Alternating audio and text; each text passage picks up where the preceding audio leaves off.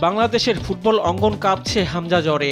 সোমবার সকালে ইংল্যান্ড থেকে দেশে ফিরে জাতীয় স্টেডিয়ামে বিকেলে দলের সঙ্গে অনুশীলনে যোগ দেন হামজা দেওয়ান চৌধুরী। পুরোটা সময় জুড়ে স্টেডিয়ামের বাইরে অপেক্ষা করেছে হামজা প্রেমীরা। সন্ধ্যার পর টিম বাসের সামনে উপচে পড়া ভিড় দেখা যায়। প্রিয় ফুটবলারদের ক্যামেরাবন্দি করার চেষ্টা। শুধু স্টেডিয়াম নয়, আসার সময় বিমানবন্দরে ছুটে যান তারা। ঢাকার বাইরে থেকে ভক্তরা তাকে এক নজর দেখতে আসেন। শেষ কবে বাংলাদেশের ফুটবল নিয়ে এমন উন্মাদনা দেখা গেছে, এমন প্রশ্ন জোরালোভাবে করাই যায়। আর এই সবই সম্ভব হয়েছে শুধুমাত্র হামজার জন্যই। অন্যদিকে ফুটবলের এ প্রভাব পড়েছে মাঠের বাইরেও। অনলাইনে টিকিট কাটা নিয়ে বেশ ভোগান্তি পোহাতে হয়েছে। টিকিট শেষ হয়ে যায় নিমেষেই। বাংলাদেশের কট্টর ফুটবল প্রেমী আলট্রাস গোষ্ঠী কাঙ্ক্ষিত সংখ্যক টিকিট না পেয়ে রাতভর বাফুফের সামনে অবস্থান নেয়।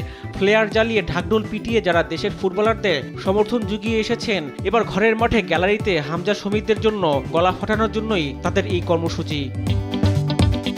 রিফাত আঞ্জুম, দেশ টিভি, স্পোর্টস ডেস্ক।